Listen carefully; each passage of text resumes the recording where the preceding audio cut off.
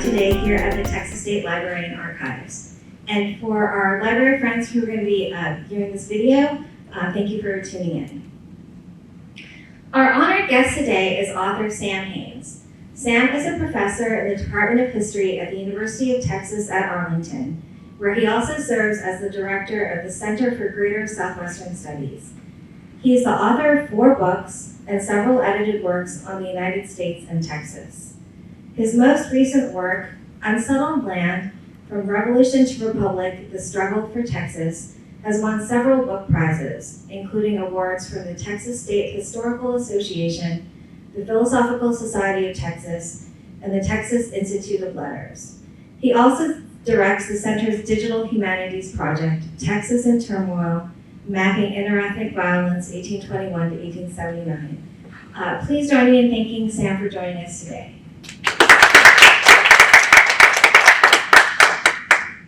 So you can see the book cover up there. This is the book right here. So what inspired you to write Unsettled Land? When did you first begin working on it, and how and where did you do your research for this book? Okay. Thanks for having me. Michele, thanks everybody for attending. I teach Texas history at the University of Texas at Arlington. And I've been teaching it for a long time, most of my career. And I was never very happy with the narrative that we were given, sort of the traditional narrative, which seemed a bit simplistic to me.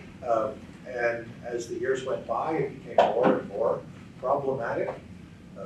And by that I mean specifically, we had this, this book is about the 1820s, 30s, and 40s, and it's about the Texas Revolution and the period that follows. And I think everybody in this room knows something about the Texas Revolution, but it's the same story that we tell over and over and over again. So when I teach Texas history, I ask students to take out a piece of paper on the very first day and to write down 3 historical figures. And it's always the same people. Sam Houston is one of them. William Barret Travis is one of them. Stephen of Austin is one of them. That's it. Nobody else. 2 years ago, I had a student who wrote down Stevie Ray Vaughan. And I thought, okay, you and I are going to get along great. But the fact is, there are other people who are so much a part of this story, and we need to take them into consideration. Texas is one of the most, if not the most, diverse places in North America in the mid-1830s. Anglo-Americans represent a bit less than half the population. But you have this whole constellation of Native American peoples that we've just sort of written out of the story. And we'll talk about Tejanos to some degree, but only the Tejanos that support Anglo-Americans, and there are plenty of Tejanos who don't, by the way. There's an enslaved population, which again is more complicated than you might think, because we think of the enslaved population as being strictly African-American. It was not. In the mid-1830s, you have a thriving slave trade. And so some of these people have only made the Middle Passage a few months earlier, and they have been purchased in Havana, Cuba. They've been brought onto the Texas Gulf Coast. So this is a very diverse population, but we've told the story the same way over and over and over again. So you can see the cover here. I'm very proud of the cover, but I'll tell you a little story about the genesis of the book and the cover art for it. I pitched this book to an editor at a book historical conference a few years ago. And I said, look, there's more to this story than a 13-day siege in San Antonio. There's more to this story than the Battle of Santos. And so, lo and behold, I got a contract. They said, write that book. So I did, and this is the result. And midway through the editing process, I got this PDF, which was unfortunately sent at like the end of business on a Friday. And they said, here's your cover art, we hope you like it. And I clicked on it. And to my horror, It was a picture of the Alamo with smoke rising from the walls. And so I had to wait till Monday to call my editor, and I said, but this is not the book I said I was going to write. And so there's, all right, don't worry about it, don't panic. We'll take a second crack at it. So I'm very happy with this one. But so it's not just a story about the Alamo or about San Jacinto. It's not really a military history anyway. But I wanted to tell the story of everybody, all the peoples of Texas in the 1820s, 30s, and 40s. So that's what, this is a rather long-winded answer to your question. I'm sorry, most of my answers tend to be long-winded. But that's what I was trying to do. I started it before COVID, which turned out to be a godsend because I had done a lot of the research already. But I had planned to do some more research, and that just simply wasn't possible. And my editor said, we COVID or no COVID, we need the book by this deadline. So, but I had done most of the research. If COVID hadn't happened, I would have done some more. But life throws you curves like that. So I'm happy. I'm happy with the book. I'm happy with the research that I've done. It's something that had been sort of percolating in my mind for a long time anyway. And so it wasn't that big. So speaking of other characters during this time, or other people we should know about during this time, right now we are sitting in the Lorenzo de Zavala State Archives and Library building. And when we talked on Zoom earlier, you mentioned that Lorenzo de Zavala is so important to understanding the Texas Revolution, and you were surprised by some of your discoveries about him. So I'd love you if you could share some of that, and also, not that many people know very much about him. Okay, so this is just a terrific example of what I'm talking about.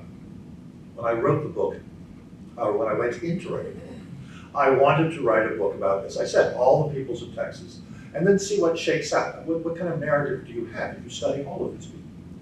But Lorenzo de Zavala is the best example of how the narrative changes once you start including other people. And I'm a Texas historian by profession. I've done this for a long time. And before I wrote the book, if somebody had said, okay, Lorenzo de Zavala, what's his story? What's he all about? And I would have said, well, he was an itinerant Mexican politician, and he was in Texas during the revolt, and that he signed the Declaration of Independence, and later became the interim vice president of Texas for a few months. And that's pretty much it. That's all I do. And that's all anybody knows, because that's what we find in histories of this period. And I was gobsmacked, put it mildly, to find that, in fact, Lorenzo de Zavala is one of the most important people in Mexico in the 1830s. And he has this extraordinarily fraught relationship with Santa Anna. And they are friends at some point, they are enemies at other points. This tempestuous relationship is about a decade old by the time the Texas Revolution takes place. I'm not going to go into all the details of this on-again, off-again relationship, except to say that by 1834, Lorenzo de Zavala was minister to France. And maybe you know that Santa Anna did in fact abolish the Constitution and hold new elections, and was assuming far greater political power. And Lorenzo de Zavala was a liberal, he was a Federalist, and he was appalled by what happened. And he wrote 2 letters, one to the Foreign Office. And he said, I'm resigning, I don't want to be a part of this, thank you very much. And then he wrote another letter, and he wrote it to the newspapers, because there was free press in Mexico. And he absolutely excoriated Santa Anna in no uncertain terms. And that was the end of their friendship. And it was a very public humiliation. And he was, of course, recalled. He was recalled to the capital, and he said, that's okay, I won't come home. I won't go back to Mexico City, but what I will do is I'll go to Texas and I'll become a peaceful farmer. I'm going to leave politics altogether. And nobody thought that was true. And in fact, it wasn't true. And he had every intention of going to Texas and promoting a revolt. And when we think about the Texas Revolution, when you think about the Texas Revolution, you think about Stephen of Austin and William Barret Travis and Jim Bowie and so on and so forth. And as well you might, because ultimately Anglo-Americans co-opt this revolt. But that's not how it's seen in Mexico City. They didn't know who William Barret Travis was in Mexico City, but they knew who Lorenzo de Zavala was. And so I'll give you an example, an analogy, okay? I studied the Jacksonian period, both in Texas and in the United States. And Andrew Jackson's preeminent rival was Henry Clay.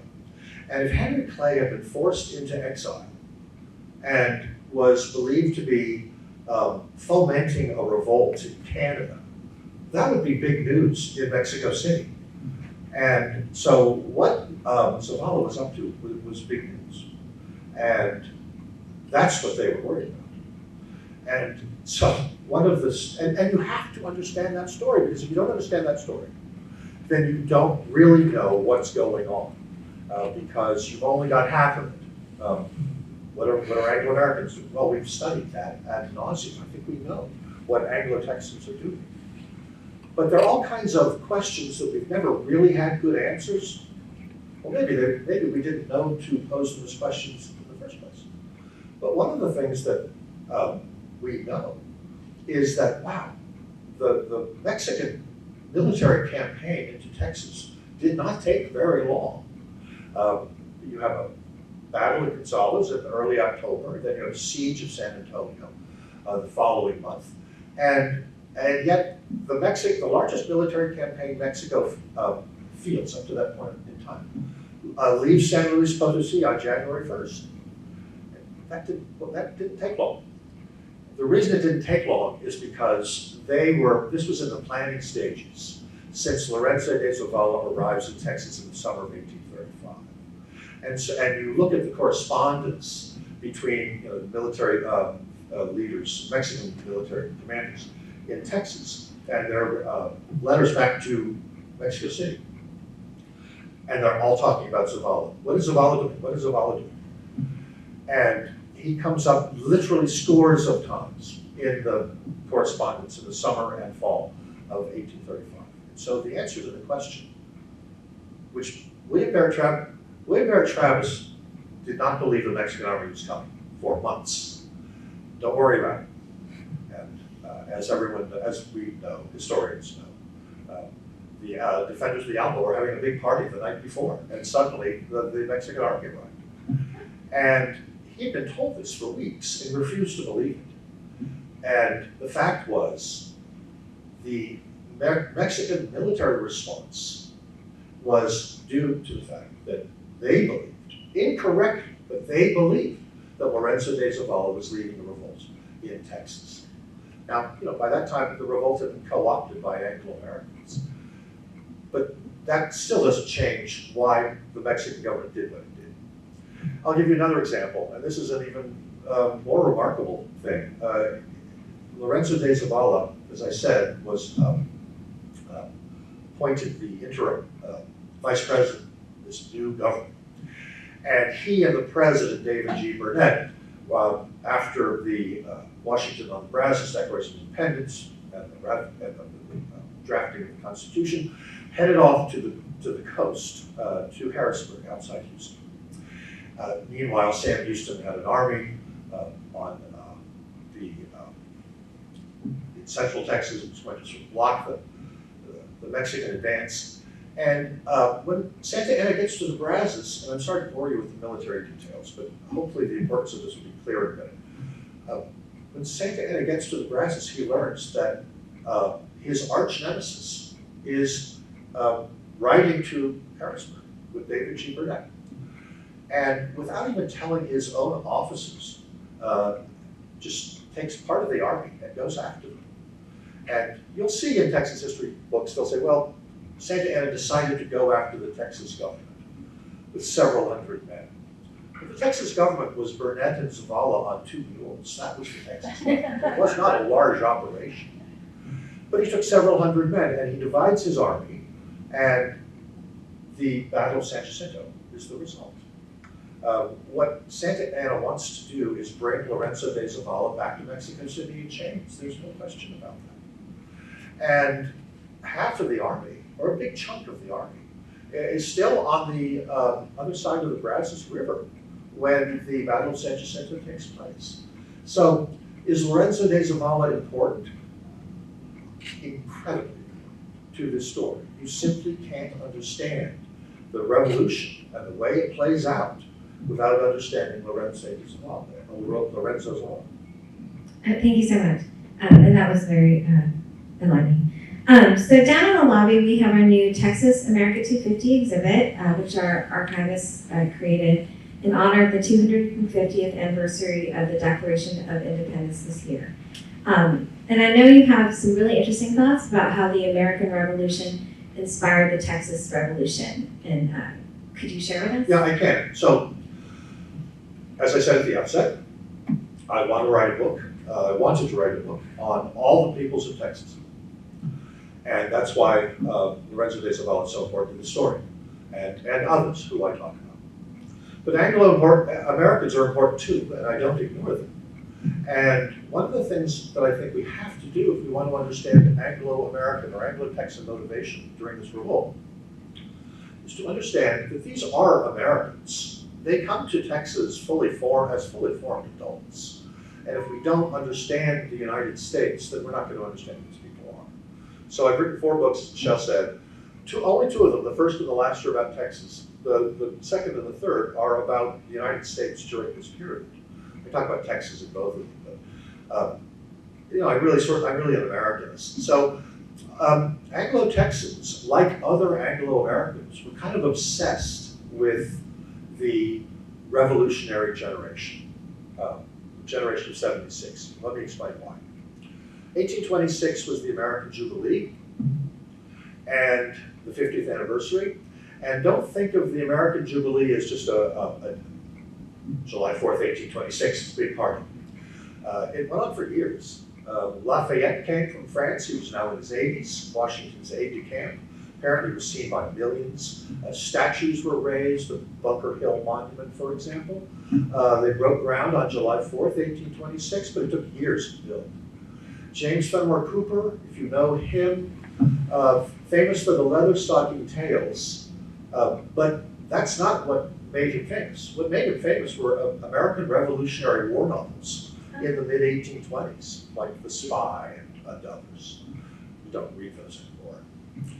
And my point is that in 1826 and in the years that followed, there was this sense, I think, among Anglo-Americans that they hadn't really lived up to the legacy of the generation of 1776. I think by the 1820s, there was a lot of talk about Americans where, we had become more entrepreneurial. We were sort of out, Americans were out for a buck. That's what social commentators and clergymen said. We had lost sight of that world where civic virtue was actually important.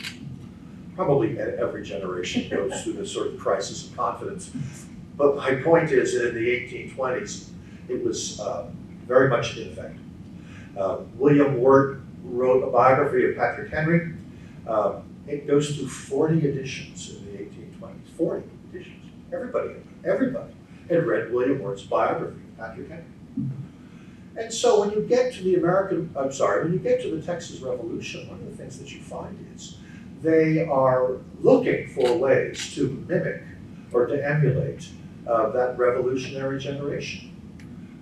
There is a man who gives a very famous incendiary speech in July at San Felipe de Austin, 1835.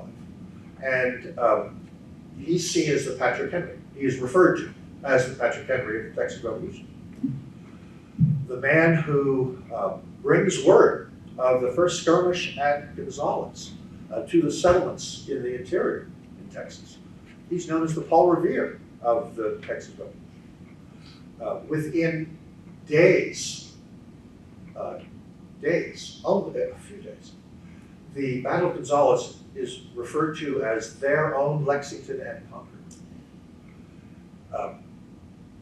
Anglo-Texans sign in the literature, their correspondence, of the Texas Revolution, they signed it. They signed their names, liberty or death. William Barret Travis' victory or death is sort of a variant of that. But that is sort of a very common signature, liberty or death, echoing Patrick Henry. And so what Anglo-Texans wanted to do, I think, was see themselves very much in that mold, that their forefathers had done something truly extraordinary, and they wanted to do the same thing. And so I don't think that we can ignore the American Revolutionary experience when we study the Texas Revolution. I think it's absolutely essential. I could go on at great length, but when there are many, many Anglo-Americans, as you may know, who volunteer for the Texas cause, and these volunteer groups are mustered into service in New Orleans and in Memphis and elsewhere. And they make their way to Texas. In fact, some of them are still arriving in the summer of '36. The Battle of Santos already happened, they're still coming. And every time these volunteer groups are mustered into service and speeches are given, there's always, invariably, references to the Sons of 76 and how they are going to sort of live up to that standard. So it's very, very important to those people who fought against the Mexican government in 1835-36. That's fascinating. So, very closely related, can you tell us about your upcoming article for the Journal of Texas History, which is about Texas in 1776?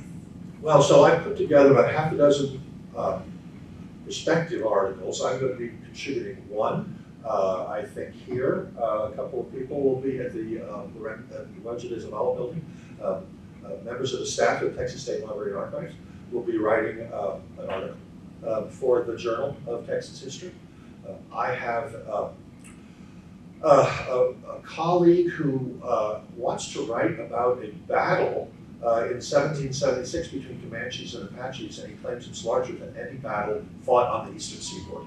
And that's in 1776. So there's a lot going on here. The American Revolution is taking place.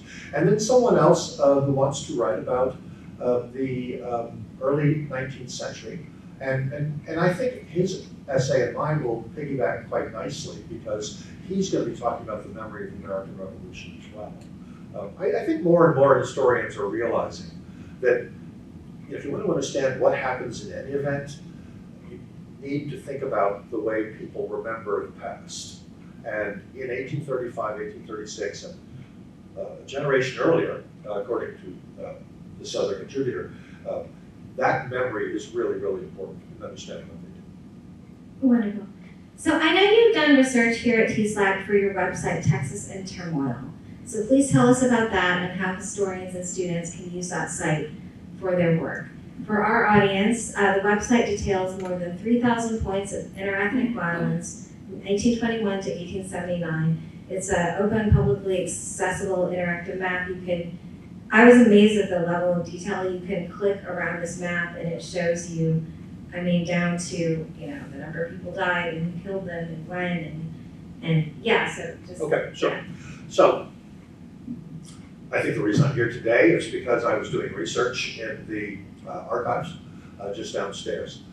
And that's where I met Michele, and she invited me to come here today. And even before the book came out, Unsettled Land, I was working on a website. I have a center at UT Arlington, Center for Greater Southwestern Studies, which basically is sort of me, and it sounds, it's really me and admin, and whatever students I can recruit into service. I don't think it's a huge operation. But back in 2015, we started mapping events of interethnic violence in Texas in the 19th century. And then the book, and the reason I did was because I didn't understand Native American raiding patterns. I don't think that you can understand Native Americans, period, without understanding them spatially, because they're in constant movement. Everyone knows the difference between nomadic tribes and sedentary tribes, but it's not a really very clear distinction, because sedentary tribes are moving as well. And I had read everything in preparation for Unsettled Land. I'd read everything that I could find, and I still didn't understand it. And I thought, all right, well, what if we just start mapping these things, mapping these events between Anglo settlers and Mexican settlers and so on, between intertribal conflict. So we started doing that, and then the book came out, and after I was finished with the promotional efforts for the book, I wanted to go back to it and move it forward, the time frame forward. So Texas in Turmoil, Mapping Interethnic Violence, 1821 to 1879. We start with the independence of Mexico, that's 1821, and we go up to 1879 now, and that allows us to look at Reconstruction and the end of the Indian Wars. So first question people have is, why those dates? Second question people have is, why just interethnic violence, interracial violence? And the answer is because there's really nothing else. It's all interethnic, it's all interracial during this period. These are really small communities, they're tightly knit communities, and they tend to react very aggressively to others. And therefore, you just don't find much white-on-white violence, black-on-black violence, until you get to the late 19th century, and then you have larger communities. And then you'll have cattle rustlers being strung up by ranchers, and you'll have bar fights, and crimes of passion, and things like that. But in the period that we're studying, which is a little bit more than half a century, it's all interracial or interethnic. And it's multi-generational. We think, historians love to compartmentalize. And the general public loves to compartmentalize too. It's like, tell me a quick, easy story, give me a beginning and give me an end. And in fact, a lot of these conflicts that we've discussed, that we've uncovered in Texas in Turmoil, are multi-generational. They go on for years and years and years. And that's why I think mapping them is so important. So as Michele said, it's interactive. You can take your mouse and you can go over, if you go to the site for the first time, you'll find literally 3,000 points on a map, divided by time frame. And if you wanted to look at the 1870s, you could do that. We have search filters, so you can look at the post-Civil War period.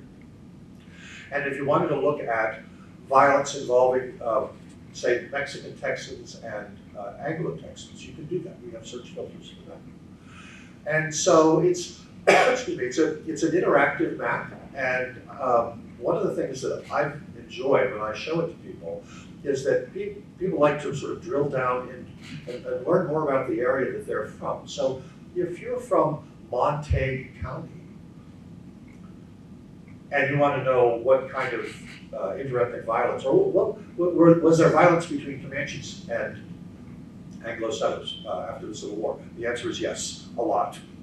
But a generation earlier, the violence was between Anglo-settlers and Shawnees, who were no longer there after the Civil War.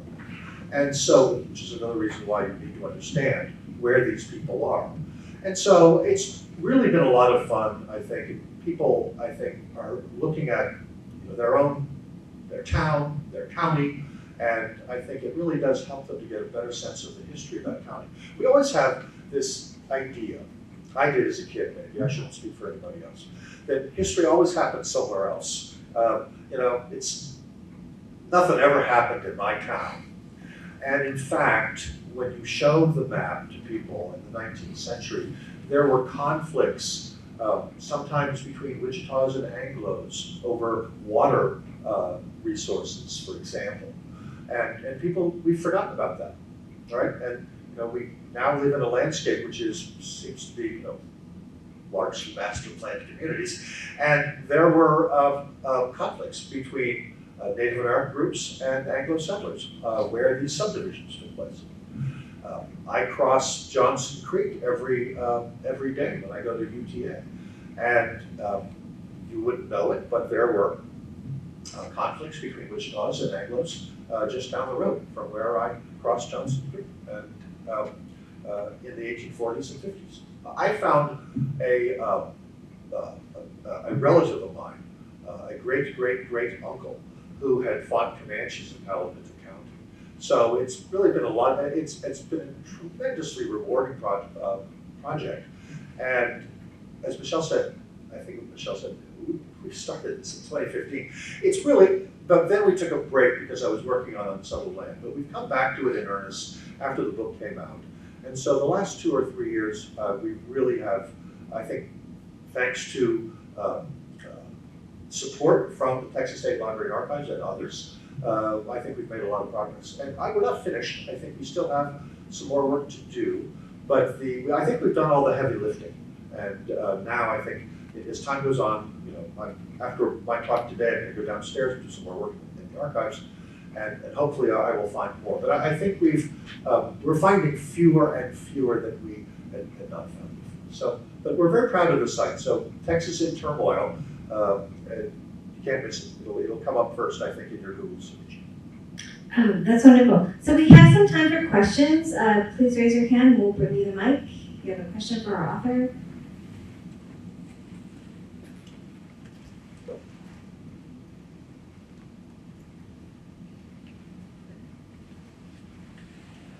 I have so many questions for you, but I'm going to stick to just one right now. So the Texas in Turmoil site that you have, the dates, beginning, ending dates for, how far are you going to take that? We're going to stop at 79. And the reason is there are other websites that people have, and I don't want to sort of do, it worked out rather well that I wanted to stop at 79 because that's, the end of Reconstruction, the end of the Indian Wars. It's really a nice place to stop. Now there, you can find some conflicts, obviously involving Native Americans, Apaches for example, after 1879, but they drop off rather quickly. And so I think the conflicts that we're looking at, the ones that sort of started in the 1820s and continue over the generations, 1879 is a good time to stop. I mean, because the Indian Wars, they really do stop by 1879. And the kind of Reconstruction era violence, that obviously will continue, but not to the degree, not the same kind of scale that you find in the period that we study. And because other websites are looking at late 19th and 20th century violence, I think it made a lot of sense for us to say 1879 is where we're going to stop.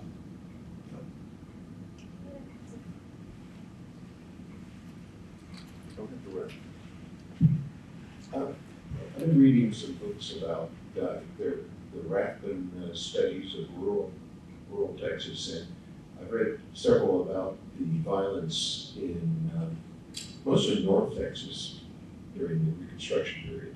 And I was wondering if that's something you're addressing. It doesn't seem like there were real conflicts, but more along the level of a feud. Feuds. Yeah, the people who weren't giving up on the South. And, right. And a lot of Union people who were that's absolutely true. And I don't want to say that there is no intra-ethnic violence during this period, because there are feuds. There had been moderator war back in the 1840s. And so there is some white-on-white violence in Reconstruction, particularly the Confederates who return home, who are angry at the idea of Reconstruction and who vent their rage at Reconstruction agents sent down by Washington. But they also vent their rage at free women. And so we found a great deal of violence in East Texas and North Texas, along the Red River, for example, along just south of the Red River and into parts of East Texas. A tremendous amount of violence, and what's interesting to me, my area is the 30s and 40s and 50s, so I don't claim to be an expert on Reconstruction. But I was surprised at how much ad hoc violence there was, because when you talk about violence, this kind of violence to people, they say, oh, Ku Klux Klan, right? I say, well, no, not really.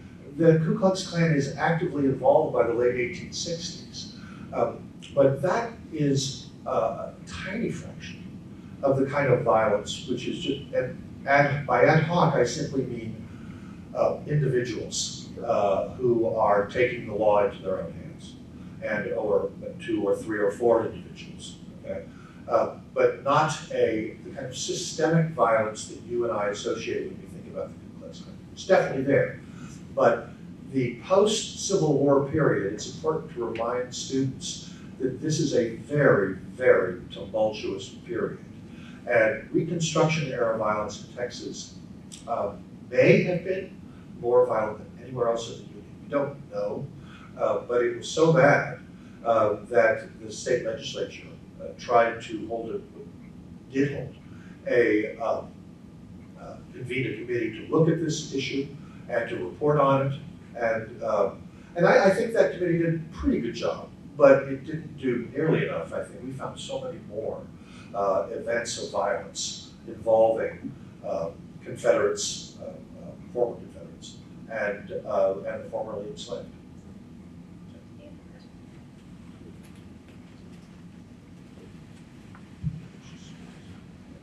First, thank you for being here today. My question relates to during the conflict, whether the Texian Army or the Mexican Army made any efforts in cooperation with Native Americans in the battles, either as soldiers or scouts. And beyond that, after the conflict or during the conflict, how did it affect Native Americans? That's what. How did it affect Native Americans? Yes, Yeah. in Texas. So one of the things that I wanted to do in Unsettled Land was to bring Native Americans more fully into that story, because I've read a lot of books on the Texas Revolution, and they talk about, as we've said, Anglo-Texans, they talk about the Mexican Army, but the Cherokees are nowhere to be seen, or the Comanches are nowhere to be seen. And in fact, the Cherokees, and also there were other immigrant tribes in East Texas, they signed a treaty of neutrality in February of 1836, and you can make a pretty persuasive case that that is one of the main turning points of the conflict. Because if the Cherokees and the other immigrant tribes had decided to remain loyal to Mexico, then the war would have had a very different outcome. Revolution would have had a very different outcome. There would have been chaos in East Texas. And in fact, there was chaos in East Texas because Anglo settlers weren't sure what Native Americans were going to do. And rumors were flying. But the United States probably would have gotten involved, I think, if the immigrant tribes had gone to war against Anglo settlers. But they didn't. They signed a treaty of neutrality. As far as the Comanches are concerned, and you know the history of this period, you can't have a history of this period without really understanding without understanding what Comanches are doing. They really have an agenda all their own, but they are clearly taking advantage of the situation, sort of the chaos between Anglo settlers and the Mexican government. And so you begin to see Comanche raiding, an uptick in Comanche raiding. And a great example of that is, everybody knows the story, or should know the story, about the attack on Fort Parker in 1836. The attack on Fort Parker was only a few weeks after the Battle of San Jacinto. And in other words, Comanche raiding is happening at the exact same time. But I was talking about the way historians like to compartmentalize these narratives a minute ago, and that's a great example of that too. Because who thinks of Cynthia Ann Parker or the attack on Fort Parker in a history of the Texas Revolution? They're happening at the exact same time. But like, these stories are so complicated. It's so hard to tell them all at once. It's like, okay, maybe we'll write a book on Indian conflicts and we'll talk about the attack on Fort Parker later, but we're not going to include that in a history of the Texas Revolution.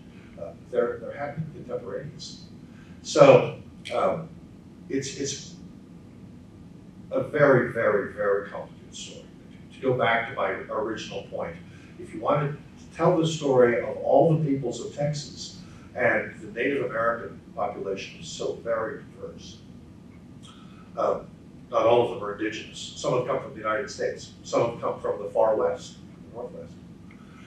And so you want to tell all of those stories because everybody has a separate agenda. Everybody has a different set of goals. The Comanche agenda is very, very different than the Cherokee agenda. And so you have to tell that story, you have to have a lot of balls in the air. But I think it's absolutely essential. It's not a simple story of Sam Houston and Davy Crockett fighting Santa Anna and the Mexican Army. The deeper you get, the more complicated and nuanced it becomes. And in many ways, I think, and that was what I really enjoyed about writing the book, is that the narrative begins to change. It's not just simply a question of, let's take Cherokees and let's insert them into that story. Let's take Comanches and let's insert them into the story. Because what you find is, once you start inserting people, and you're inserting a lot of people, then, oh, wait a minute, that narrative is different than what I started with. And that's kind of the book that I wanted to write. So when people, I'm making a larger point, and you had a very narrow question, I apologize. But when people think about the Texas Revolution, they think in terms of this traditional narrative. And I wanted to write a book that would sort of start from scratch. If that narrative had never been written in the 20th century, if we were writing this for the first time, with all of these people and take all of them into consideration, what would that narrative look like? And so that was the book. I apologize for getting on a soapbox because you asked you asked a great question. So during this period one of the things that I'm looking at is the change in government during the 1840s. You have going from a republic to now one state under a federal government. And the changing, whether it's a changing attitude or the changing administration, and how that impacted, the ability to communicate and treat with the Native American tribes and to try to bring about some peace on the frontier, at least in pockets. Can you elaborate on that a little bit? Well, I mean, one of the great unsung heroes, I think, in Texas history is Robert Simpson Neighbors, who is the U.S. Is that what you're thinking? It is not enough people know that story. Robert Simpson Neighbors. We do. If you go to the landing page in Texas in Turmoil, there's a narrative which I wrote. I talk about Robert Simpson Neighbors, and as a U.S. Indian agent, there's just no question whatsoever. He wanted to protect Native Americans from westward moving settlers, and did everything he could. And my favorite line of Robert Simpson Neighbors is when he finally gives up and he has to move Native Americans from the Fort Graham area, the upper Brazos River, moves them into Oklahoma. And he writes, I have now delivered them from the land of the Philistines. And he returns, I can't remember now where he returns to, but he's dead within a few weeks.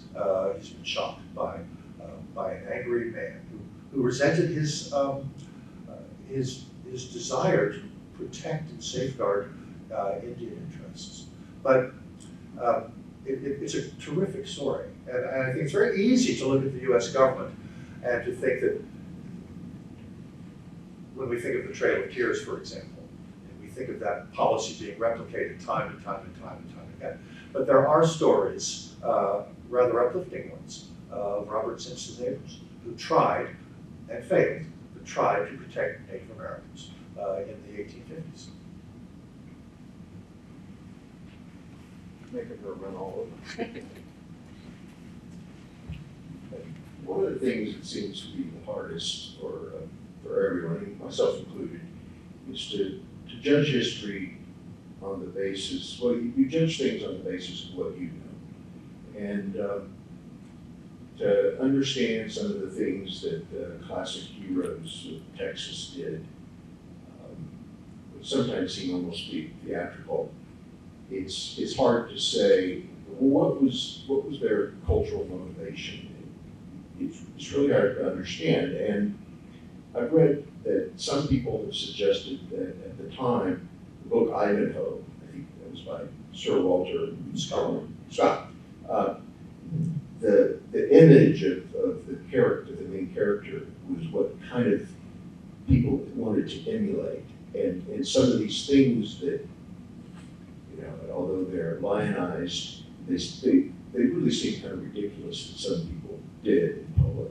I was just wondering what your comments are on the Ivanhoe concept and what were the cultural influences of that time? They seem foreign to us today. Yeah, they do. That's a great question. And Sir Walter Scott was enormously influential.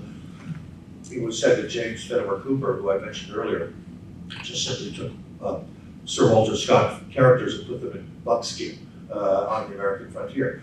But we tend to forget that that reading habits in the early 19th century were, this was kind of new, because people read the Bible. Literacy rates were high. People read almanacs, they read the Bible. But people didn't read novels for fun because it was considered frivolous. You had something better to do, you know. For a very long time, the only people who read novels were ladies of means, gentlemen of means, usually, you know, British aristocracy, for example. But it was sort of a sign that you had too much time on your hands, you know, if you were reading novels. But by the 1830s and 40s, reading of fiction becomes very, very important and widespread. And does it change the way people see themselves, see their future, see what their lives might be like? I would argue, yes, it does. In many ways, that's what makes this period so interesting. Okay, you asked another question, which is going to set me off, and I don't want to do that. But I mean, but we really see in the early 19th century sort of the democratization of the imagination. And that sounds like, well, what does that mean? Well, people didn't think of themselves in these kinds of roles, like, you know, Ivanhoe, for example, until they read these novels. And does it have an effect on people's, does that cultural milieu have an effect on people's behaviors? Absolutely, absolutely. And we tend to forget that the reading of fiction was actually new to that generation.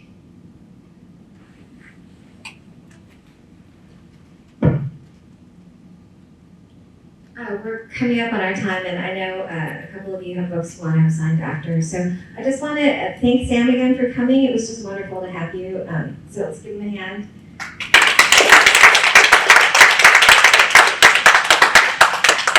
And please be sure to check out our new lobby exhibit, Texas America 250. And in the room below us, we have the original 1876 Texas Constitution that is on display and definitely worth looking at.